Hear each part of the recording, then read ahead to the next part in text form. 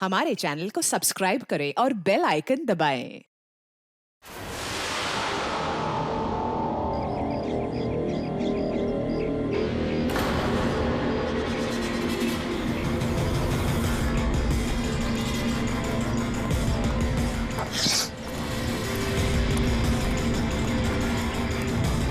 ए, रुको, कौन हो तुम?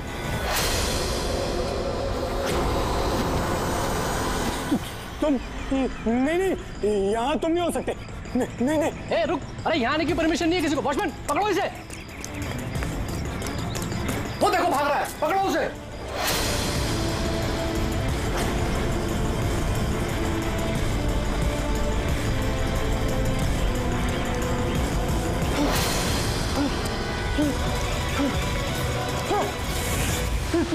तुम यहाँ भी नहीं नहीं नहीं, तुम यहाँ नहीं हो सकते। नहीं नहीं।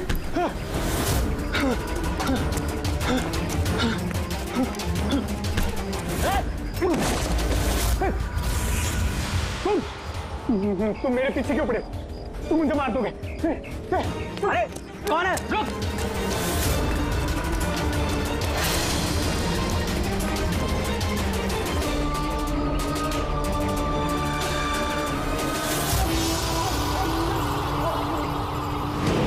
परेश, तुम कहाँ हो? मैं तुम्हारी मदद करने आया हूं। देखो, डरो नहीं, सामने आओ। मैं तुम्हें उससे बचा लूंगा। कुछ नहीं कर पाएगा वो तुम्हारा। सामने आओ परेश।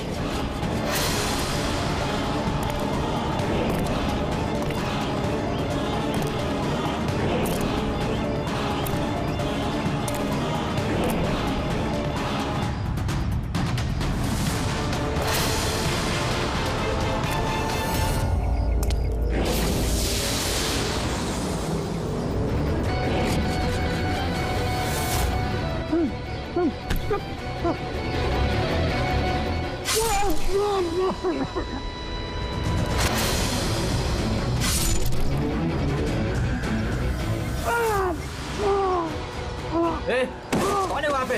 हाँ?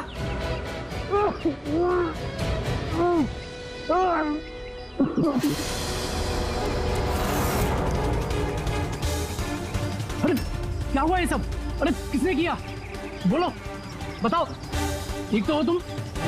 अरे बताओ किसने किया ये सब? इंस्पेक्टर दया।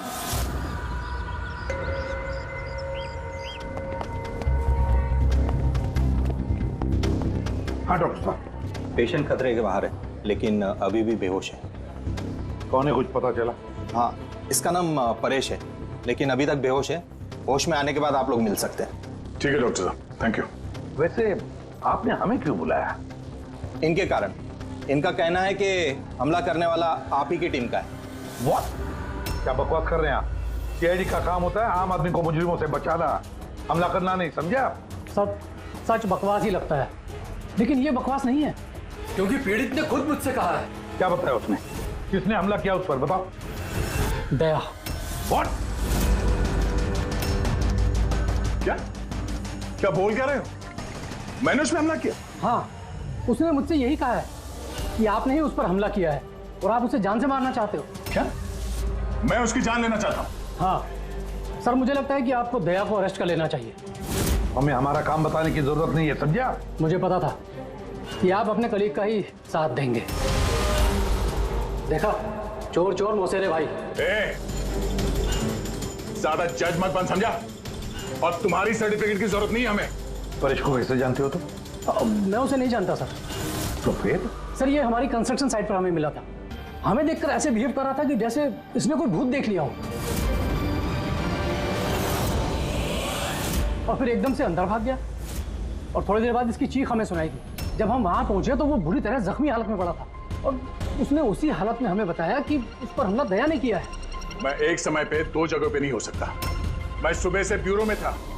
तसल्ली के लिए तुम वो सीसीटीवी फुटेज देख सकते हो, समझे? लेकिन फिर उसने आपका नाम क्यों लिया? एक काम कीजिए, अब जाइए यहाँ से, जाइए। बहुत बोल दिया। Thank you very much doctor साहब। समझ में नहीं आ रहा था, जब तुम ब्यूरो में ही थे तो फिर परेश ने ऐसे क्यों कहा कि दया ने उस पर हमला किया?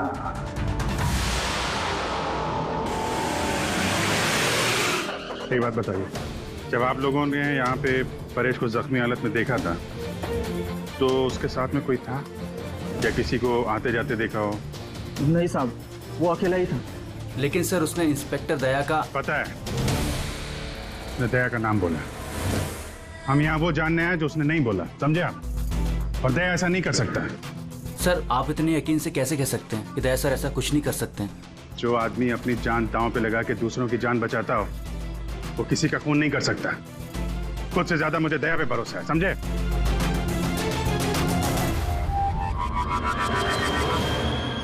आसपास चेक करते हैं, शायद कोई सबूत मिल जाए।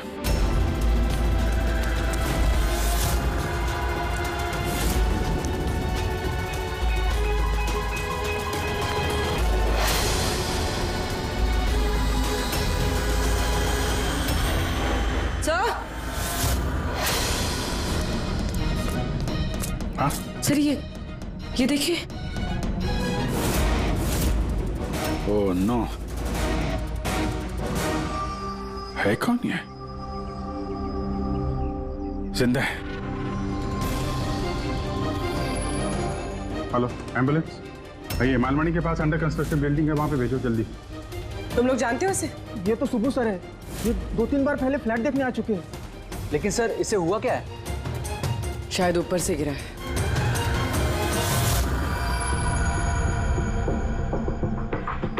ऊपर से गिरा है या फिर गिराया गया है? पेशेंट की कंडीशन स्टेबल है, ये बहुत जल्द होश में आ जाएगी। गुड।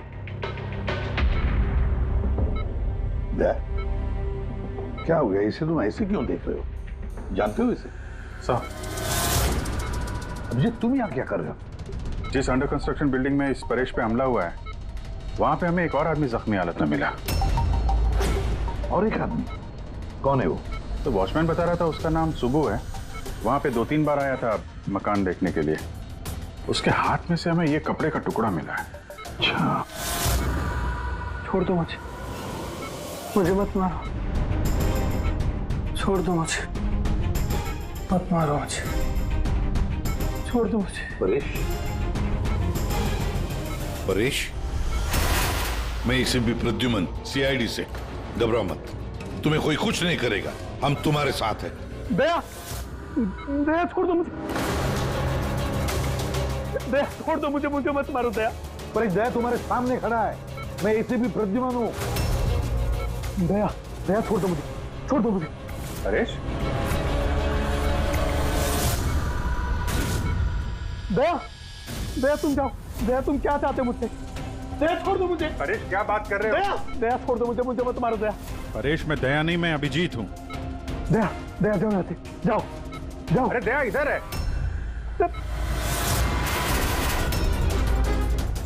दया छोड़ दो मुझे, मुझे मत मार दो दया। परेश इधर देखो, हम पहले मिल चुके हैं, तुम जानते हो मुझे। दया छोड़ दो मुझे, मुझे मत मारो। सब दया हो, तुम सब दया हो, मुझे मत मारो। डॉक्टर, दया छोड़ दो मुझे, डॉक्टर, दया छोड़ दो मुझे। डॉक्टर साहब, देखिए ना क्या हो गया इसको? दया छोड़ दो मुझे, मुझे एक मिनट, सब दया कुछ नहीं होगा तुम्हें। एक मिनट, सब दया हो तुम, सब दया हो तुम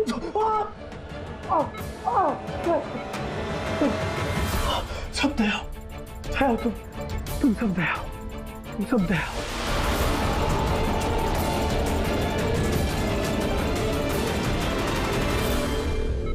ये चक्कर है क्या? और हर किसी के चेहरे में उसे मेरा चेहरा नजर आता है।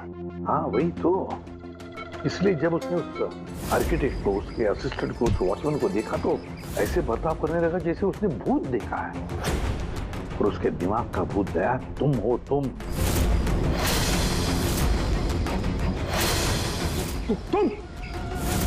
और इसीलिए उसे लगता है कि तुमने उस पर हमला किया है, क्योंकि हमलावर में भी वो तुम्हें ही देख रहा होगा। तो मेरी समझ में ये बात नहीं आ रही सर कि मेरा ही चेहरा क्यों? दया, तुम कह रहे थे ना इसे तुम पहले से जानते हो, कैसे? सर लगभग 15 साल पहले मैंने इसे गिरफ्तार किया था सर। हाँ, और 2 साल पहले ये जेल से छूट गया और पिछले 2 साल में अलग अलग केस में मैंने इसे 2 बार अरेस्ट किया सर।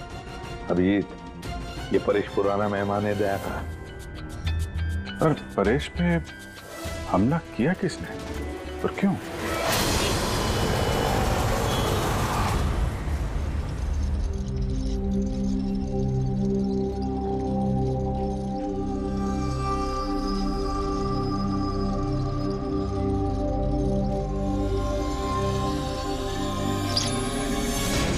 अरे मैडम जरा ध्यान से।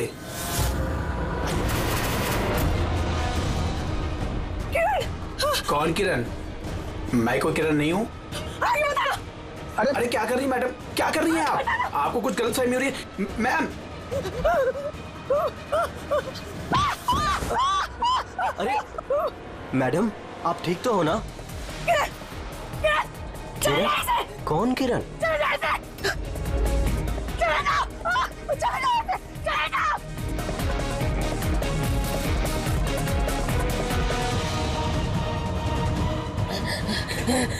अरे मैडम क्या हुआ, आप ठीक तो है ना? किरण, नहीं छोड़ूंगी मैं तुम्हें जान से मारूंगी, नहीं छोड़ूंगी। ये क्या किया आपने?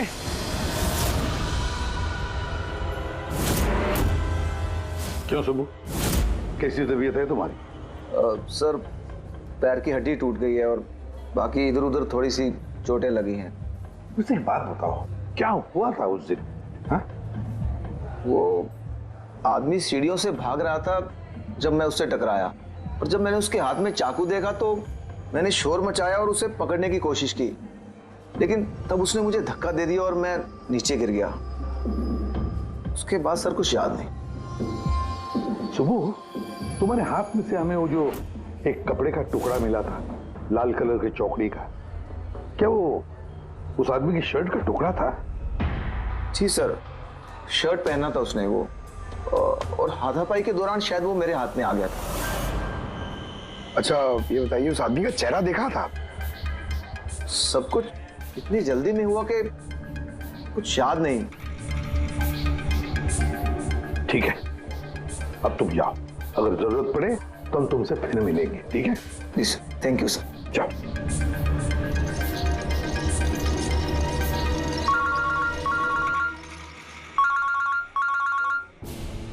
आदया, क्या? कहां पर? अच्छा ठीक है, मैं अभिजीत और पूरी को भेजता हूं उधर। हाँ, अभी यस। क्या हुआ सर? दया बता रहा था कि किसी सुपरमार्केट में एक औरत आसपास के सभी लोगों पर हमला कर रही थी और हर एक को किरण किरण किरण नाम से पुकार रही थी। कोई मेरे सामने नहीं आएगा, मैं किसी को नहीं छोड़ूंगी, मैं सबको जान से मार दूंगी। चलिए यहाँ से, कोई मेरे सामने नहीं आएगा। तुम सब की रौनक, मैं किसी को नहीं छोड़ूंगी। चले जाओ यहाँ से, चले जाओ, मैं बोल रही, चले जाओ। मैडम एक मिनट, इधर आइए आप लोग इधर आइए सब लोग। देखिए मैडम, हम लोग सीआईडी से हैं, आपकी मदद करने के लिए आए हैं, ठीक है? ये चाकू हमें दीजिए। तुम्हें किरण हो? देखिए मैडम, मैं किरण नहीं हूँ, मैं इंस्पेक्टर अभिजीत हूँ। मैं तुम्हें भी जान से मार दूंगी, मैं नहीं छोड़ूंगी। आप प्लीज नहीं छोड़ूंगी। चाकू रखिए। तुम भी किरण हो, मैं बोलती हूँ, मार दूंगी तुम्हें जान से। सॉरी। क्या हुआ? सॉरी। Oh no. अरे क्या हो गया? ये औरत गिर कैसे गई? क्या हुआ? हटिए, आजा। एक्सक्यूज मी, हटिए, पीछे हटिए, एक मिनट पीछे आइए।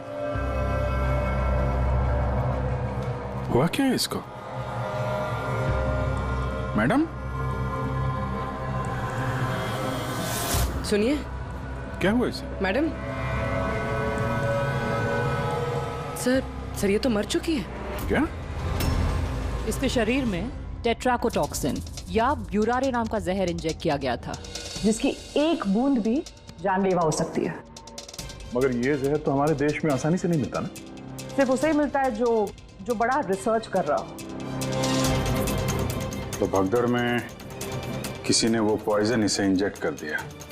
मगर एक काम करो, इस हादसे के वक्त का जो सीसीटीवी फुटेज है ना, वो अच्छी तरह से चेक करो। खूनी की तस्वीर उसी में मिलेगी सर। और सर, इस परेश का क्या? इसे हर जगह मैं ही क्यों दिखता हूँ? सालू के साहब, मुझे तो ये केमिकल की बहुत बड़ी गड़बड़ लग रही है। ठीक कह रहे हो फ्रेडी, बस ये वाकई किसी खास केमिकल की वजह से, क्योंकि मुझे इसके और परेश के दिमाग में एक अलग किस्म का केमिकल मिला है। तुम्हारे कहने का मतलब है कि इसी केमिकल की वजह से इन दोनों का बर्ताव एक जैसा और एक ही चेहरा इन दोनों को दिखता है। हाँ बस, और मैं इस केमिकल को और डिटेल में समझने की कोशिश कर रहा हूँ। मतलब जब तक इस परेश के दिमाग पर इस केमिकल का असर रहेगा, हमें कोई जवाब नहीं मिलेंगे। और अभिजीत, ये कपड़े का टुकड़ा जो आपने हमें दिया था, इसमें से भी हमें कुछ मिला है। कमाल है तारिका जी, आज तो फोरेंसिक में एक के बाद एक सबूतों का खजाना हाथ लग गया है। क्या मिला क्या आपको? ये कॉटन का कपड़ा है और इसके रेशों में आटे के कुछ ट्रेसेस मिले। आटा? सिर्फ आटा? सिर्फ आटा। हाँ वाकई खजाना तो हाथ लगा है। आटा। सर ये फोटोग्राफ है सर। ये जितने भी लोग हैं इनमें से किसी ने उन्हें पॉइजन का इंजेक्शन दिया सर। अब और एक काम करो, ये जितने सारे लोग हैं ना, इन सब की मूवमेंट ट्रैक करो। शॉपिंग मॉल में खून होने से पहले ये लोग कहाँ थे, कहाँ से आए, क्या क्या कर रहे थे, और खून होने के बाद में देखो ये लोग कहाँ कहाँ गए। ओके?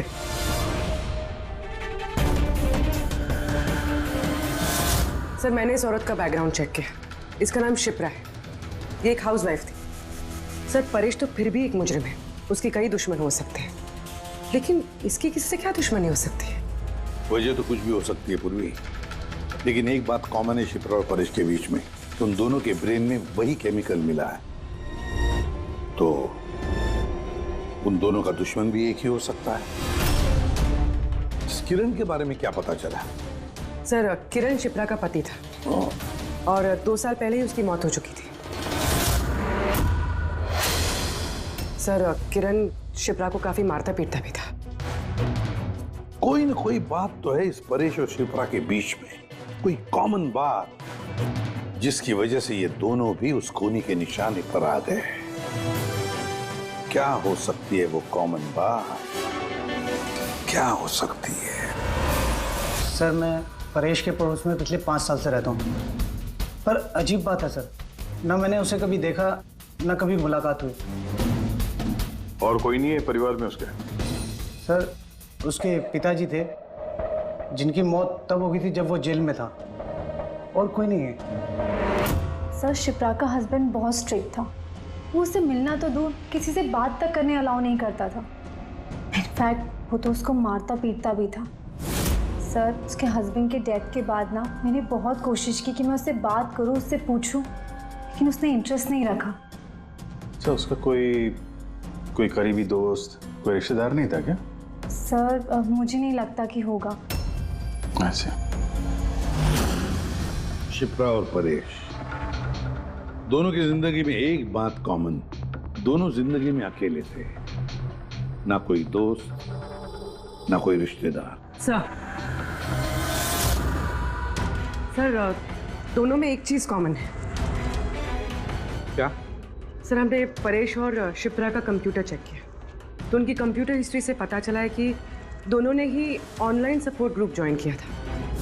अच्छा, ऑनलाइन सपोर्ट ग्रुप मतलब?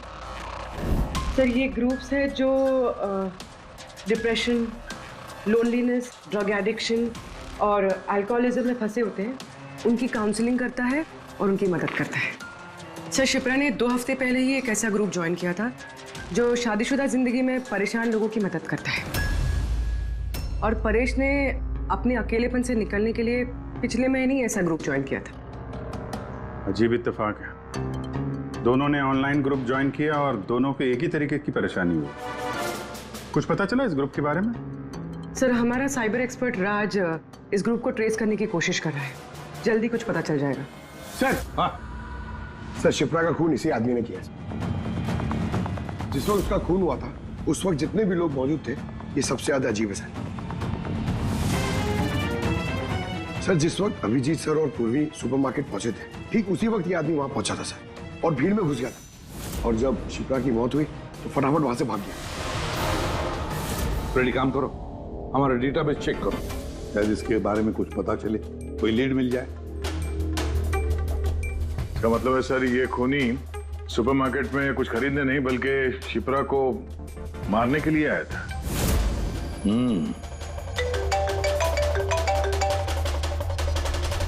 हाँ राज,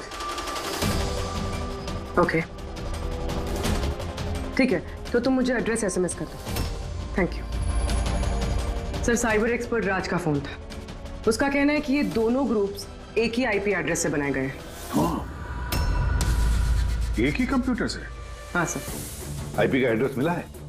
हाँ सर, अंधेरी में एक प्रिंटिंग शॉप है, ये दोनों ग्रुप्स वहीं से बनाए गए हैं। बस, तो फिर अभिजीत तुम और पूर्वी जाओ वहां पर और देखो कौन है इस सबके पीछे और उसका क्या कनेक्शन है। सर क्या सोच रहे होते हैं? सर नहीं, पंकज ने भी बताया कि वो खूनी शिप्रा को मारने के इरादे से ही आया था।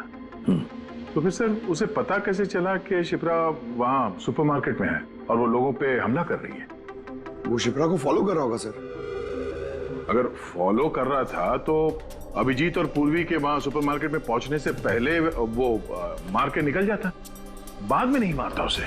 अभिजीत को सुपरमार्केट पहुंचने में 20 मिनट लगे और खूनी को भी वहां पहुंचने में 20 मिनट लगे, तो इसका मतलब है दोनों को भी खबर एक ही वक्त पहुंची थी। सर कहीं ऐसा तो नहीं कि इंफॉर्मेशन खूनी को हमसे ही गई हो? हमारे यहां से इंफॉर्मेशन? हाँ हो सकता है। क्या कहीं ऐसा तो नहीं कि जब हम परेश को देखने गए थे हॉस्पिटल में उस वक्त खूनी वहां पर मौजूद था और उसने मेरी बातें सुन ली हो? अरे खूनी हॉस्पिटल में कर क्या रहा था? क्या परेश खूनी के हाथों पहले तो बच गया था, हो सकता है खूनी अपना अधूरा काम पूरा करने हॉस्पिटल आया था, परेश को खत्म करना चाहता था इसलिए।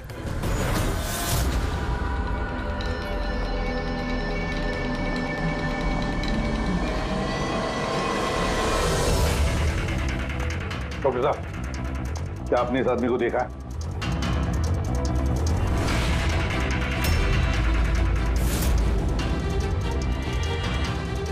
भाई साहब, ये आदमी को देखिए जरा, इस हॉस्पिटल में इसको देखा है कहीं?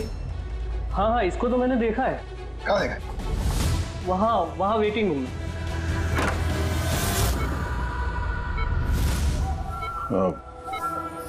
क्या कोई आया था क्या? नहीं सर, यहाँ कोई नहीं आया। ठीक। हाँ दे सर परेश तो ठीक है पर वो खूनी अभी तक दिखा नहीं। कहीं तो छुप कर बैठा ही है यार, सही वक्त का इंतजार कर रहा है। वेटिंग रूम में भी चेक किया सर, वहां भी कोई नहीं है। तो यही पता है, पर कहाँ छुप कर बैठा है ये?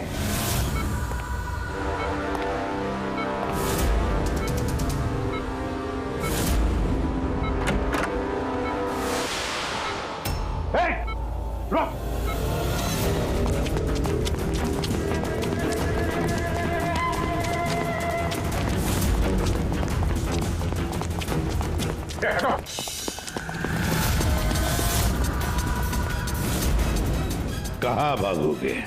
रुक!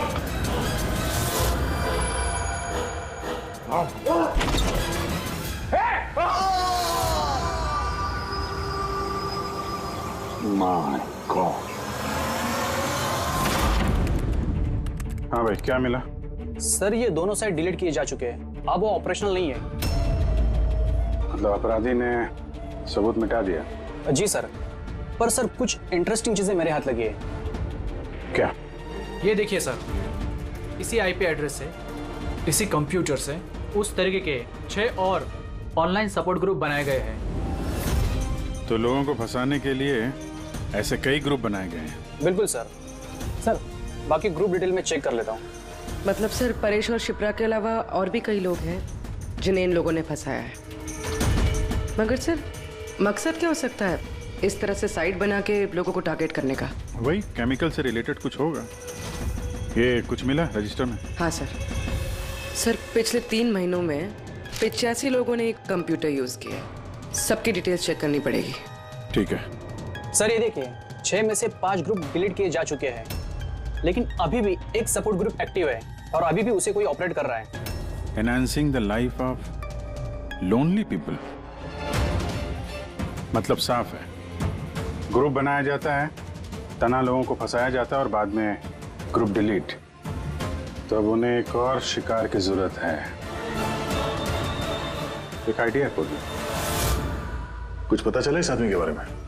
फिलहाल तो कुछ नहीं। वॉलेट के अलावा इसके पास कुछ भी नहीं मिला है, मोबाइल फोन तक नहीं।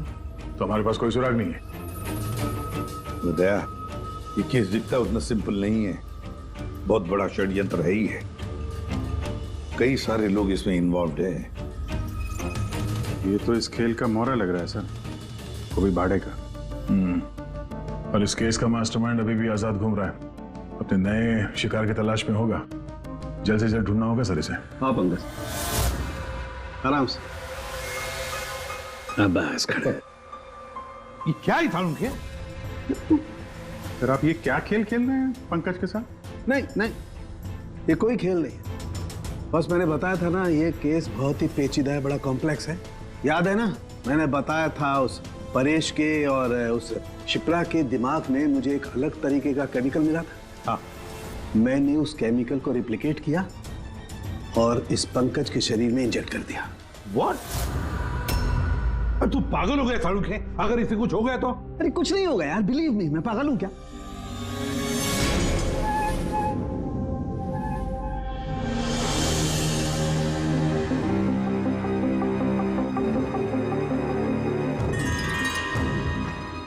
पंकज, अब आंखें खोलो, देखो तुम्हारे सामने कौन खड़ा है। तो फ्रेडी सर है। ग्रेट, ये फ्रेडी सर है ना। अब इस तरफ देखो पंकज, यहां कौन खड़ा है?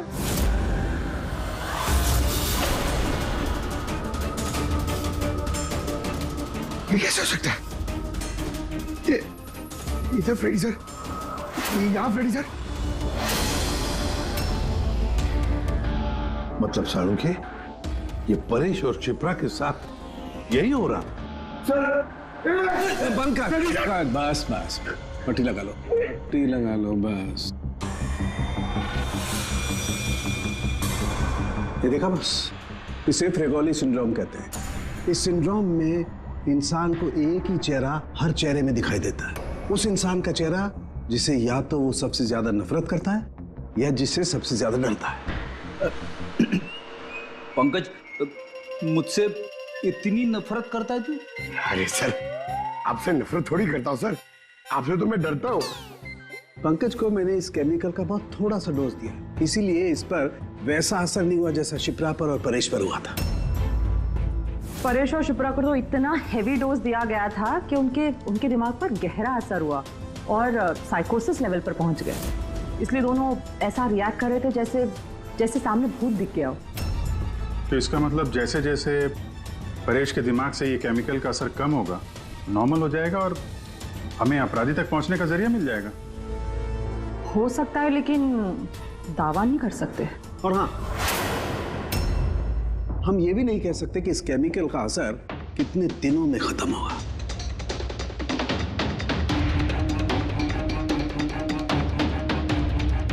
अगर हम परेश के ठीक होने का इंतजार करेंगे तो बहुत देर हो जाएगी।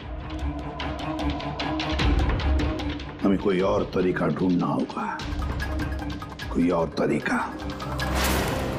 हाँ पूर्वी।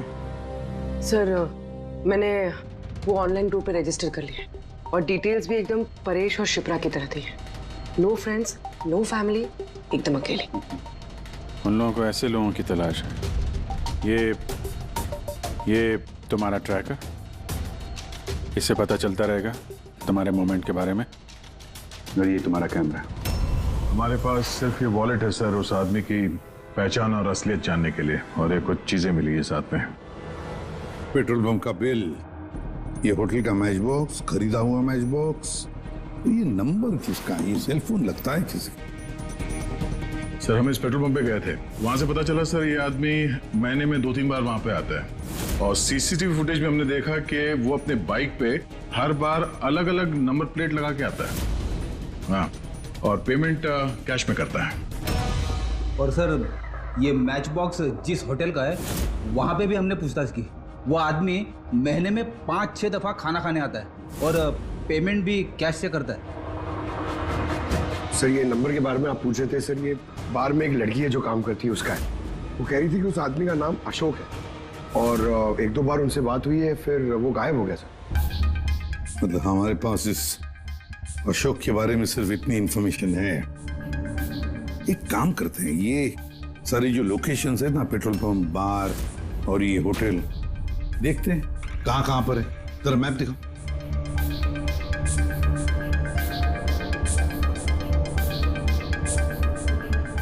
ये वो जगह है जहाँ पे वो पेट्रोल पंप है। सर यहाँ पे बाहर है सर। और सर ये होटल है। बार, ये होटल, पेट्रोल पंप। दया सर, ऐसे नहीं लगता तुम्हें? देखो ना कि सारे के सारे लोकेशंस 1 किलोमीटर के दायरे में है यहाँ से। हो सकता है सर उसका घर या ऑफिस इस जगह के आसपास ही कहीं। Are you ready? I'm ready. चल सर मैं रेडी। अरे वाह, बहुत अच्छा गेटअप है। इसके घर का क्या किया? सर पूर्वी के लिए भाड़े पे 1 हफ्ते के लिए घर लिया। I mean, अल्पा के लिए। अल्पा, ठीक है, गुड। लेकिन पूर्वी चौकन्ना रहना, उनका पहला कदम क्या होगा हमें पता नहीं है। Yes. Good luck. Thank you sir. अब एक काम करते हैं, इस 1 किलोमीटर के दायरे में इस अशोक का फोटोग्राफ दिखाते हैं, सबको दिखाते हैं। शायद कोई निकले जो इसको जानता हो।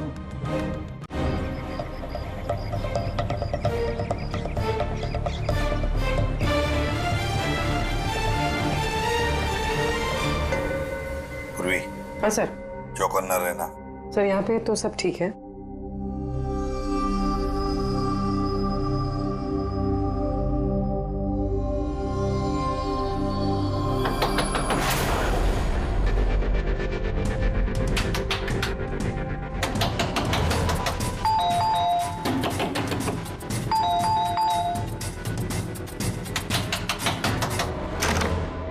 जी कहिए। वो मेरे पीछे ना कुछ गुंडे पड़े, मैं अंदर आ सकती हूँ प्लीज? 1 मिनट।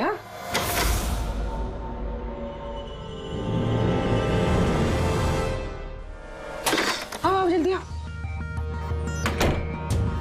क्या क्या क्या हुआ क्या तुम्हें? अरे ये तो आदित्य है, शिप्रा की पड़ोसन। वो एक्चुअली मेरे पीछे कुछ गुंडे पड़ गए थे, मुझे समझ नहीं आ रहा था, इसलिए मैं आपके घर आ गई। कोई बात नहीं। Thank you miss. अल्पा। और तुम? अदिति। बैठो। आप प्लीज मुझे 1 गिलास पानी देंगे प्लीज? अभी लाती हूँ।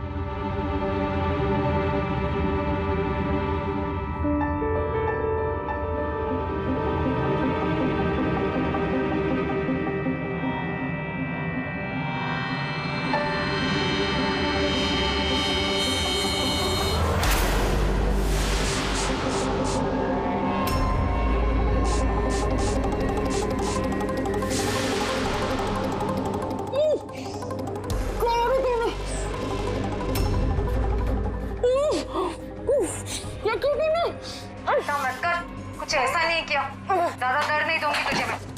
पूर्वी,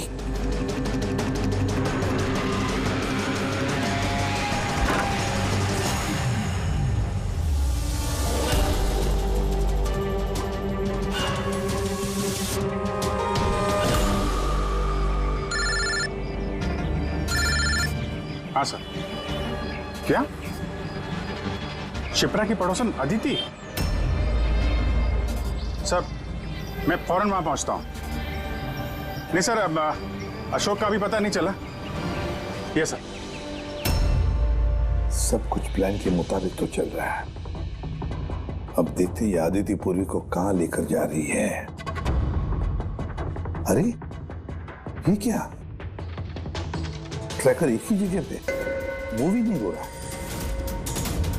कहीं ऐसा तो नहीं उन लोगों को ट्रैकर के बारे में पता चला हो, निकाल कर फेंक दिया हो? माय गॉड, अब तक पहुंचेंगे कैसे इन सब तक?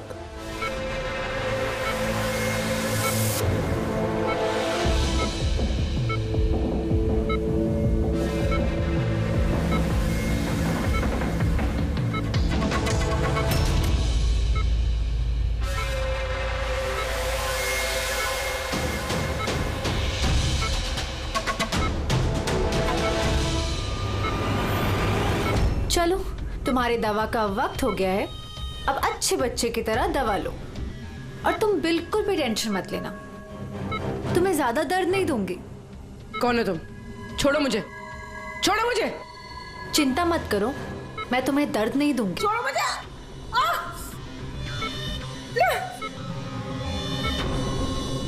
मैंने तुम्हें मना किया था ना कि कुछ दिनों के लिए हम किसी नए लोगों को नहीं लाएंगे, क्योंकि सीआईडी वाले हमें पागलों की तरह ढूंढ रहे हैं। हमारी कोई भी लापरवाही हमें बहुत महंगी पड़ सकती है। सर, अदिति का घर बंद था, दरवाजा तोड़ के हम लोग अंदर भी घुसे पर कुछ हाथ नहीं लगा सर। इस अशोक का भी कुछ पता नहीं चल रहा है। सर ऐसा लग रहा है हमारे लिए सारे रास्ते बंद हो गए। नहीं फ्रेडी, हमारे लिए कोई रास्ता बंद नहीं होता, हम सीआईडी वाले रास्ता बनाते हैं। सर वो लोग कहीं पूर्वी को केमिकल इंजेक्शन ना दे दे। नहीं, कुछ नहीं करेंगे वो लोग, पूरी को कुछ नहीं होगा। कोई तो बात हम मिस कर रहे हैं, कोई तो बात है जो हमसे छूट रही है, पर क्या क्या हो सकती है वो बात? सर वो कपड़े का टुकड़ा जो हमें सुबह के हाथ में मिला था, उसके रेशे में आटा मिला था हमें। हाँ सर, आटा। जब मैं अशोक के बारे में रोड पे लोगों से पूछ रहा था, हाँ, तो वहां पे मैंने एक आटा की चक्की देखी थी और उसके पीछे एक पुरानी बिल्डिंग भी है। तो फिर जरूर वो आदमी जिसने परेश पर हमला किया उस आटे की चक्की के आसपास ही रहता होगा, इसीलिए तो उसकी शर्ट पर आटा आ गया। तो ये भी तो हो सकता है कि परेश पे हमला करने वाला अशोक ही हो। सर वो कपड़े का टुकड़ा भी अशोक का ही हो सकता है। ये भी हो सकता है कि परेश पे हमला करने वाला और ये अशोक दोनों एक गैंग के लिए काम करते हो और वो गैंग आटे के चक्की के आसपास होगा। सबके सब आटे के चक्की के आसपास ही हो गया अभिजीत, और पूर्वी को भी उस चक्की के आसपास ही रखा होगा।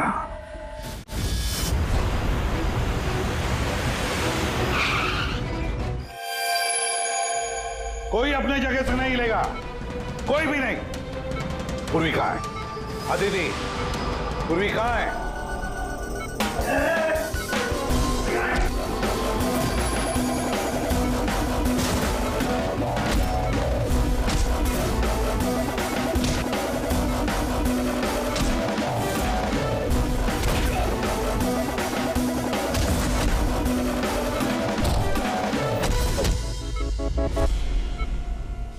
सब नर्सेज और डॉक्टर इस तरफ आ जाओ। चले चलो तुम भी जल्दी। डॉक्टर अदिति, पूर्वी कहाँ है? पूर्वी कहाँ है?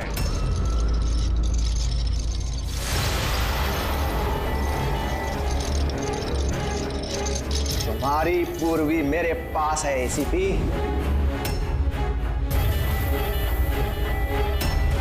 सुब्बू तुम?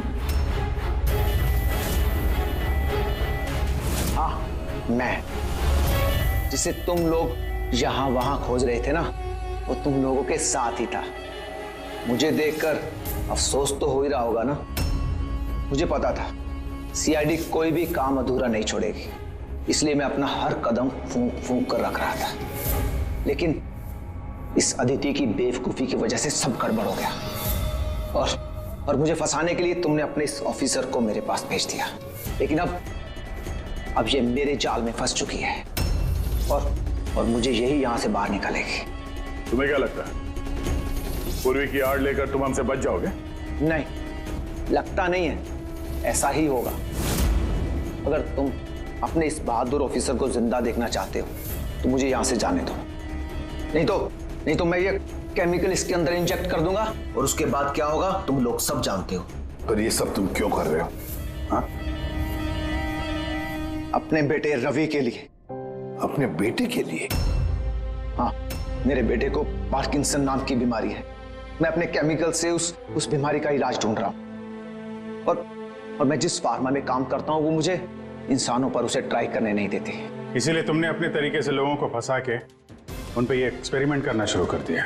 अगर मैं ऐसे नहीं करूंगा तो मैं सही इलाज तक नहीं पहुंच पाऊंगा। कैसे पता चलेगा मुझे कि इन केमिकल्स का इंसानों पर रिएक्शन क्या होता है? और इसीलिए तुम सपोर्ट ग्रुप में ऐसे लोगों को टारगेट करते थे जो अकेले रहते थे, ताकि अगर वो गायब भी हो जाए तो किसी को भनक ना लगे और तुम उन पर अपने एक्सपेरिमेंट्स आराम से करते रहो। हाँ? अकेलेपन से जूझ रहे परेश को मैंने अपने सपोर्ट ग्रुप के जरिए फंसाया और उस पर एक्सपेरिमेंट शुरू किया। इन सबकी गलती की वजह से वो यहाँ से भाग निकला और तुम लोगों के हाथ लग गया। नहीं तो मेरा प्लान कभी फेल नहीं होता। तभी तुम उसकी जान के पीछे पड़े हुए थे। मैं तो उसे अंडर कंस्ट्रक्शन बिल्डिंग में ही मार डालता, लेकिन वो आर्किटेक्ट बीच में आ गया। वहां तुम भी तो जख्मी हालत में मिले थे, ये क्या चक्कर है? परेश को जैसे ही मैंने चाकू मारा, मुझे लोगों की आवाज आई और मैं वहां से भागना चाहा और हड़बड़ी में तुम्हारा पैर फिसल गया और तुम सीधे नीचे गिर गए। मैं तो वहां से भी भाग जाता, लेकिन मेरे टूटे हुए पैर की वजह से मैं भाग नहीं पाया। और इसीलिए तुमने विक्टिम होने का ढोंग किया, ताकि तुम सेफ भी रहो और किसी को तुम पे शक भी ना हो। और तभी तुम लोगों की नजर मुझ पर पड़ी। और शिप्रा का क्या? उसे तो तुमने किडनैप नहीं किया था, वो तो सुपरमार्केट में घूम रही थी। सपोर्ट ग्रुप में से अदिति ने शिप्रा को चुना और हमने डिसाइड किया कि हम उसे किडनैप नहीं करेंगे और चुपचाप ये ड्रग देते रहेंगे। खिलाड़ी तो तुम शातिर हो पर थोड़े कच्चे हो, नहीं तो हमारे लिए सबूत नहीं छोड़ते तुम। याद है ना तुम्हारा वो शर्ट, उसका एक टुकड़ा, कपड़े का टुकड़ा, उस पर जो आटा लगा था ना, बस उसी के जरिए हम तुम तक पहुंच गए।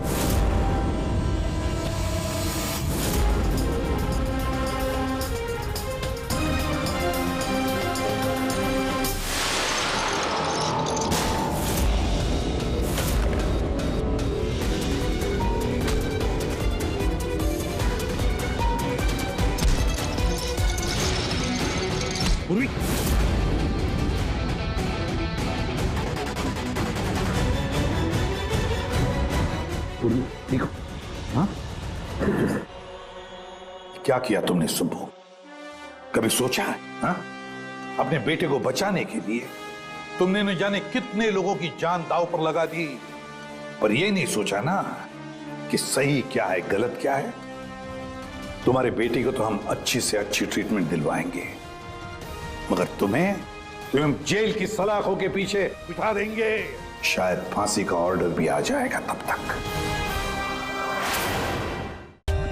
For more updates, subscribe to our channel, click the show links and enjoy watching the videos.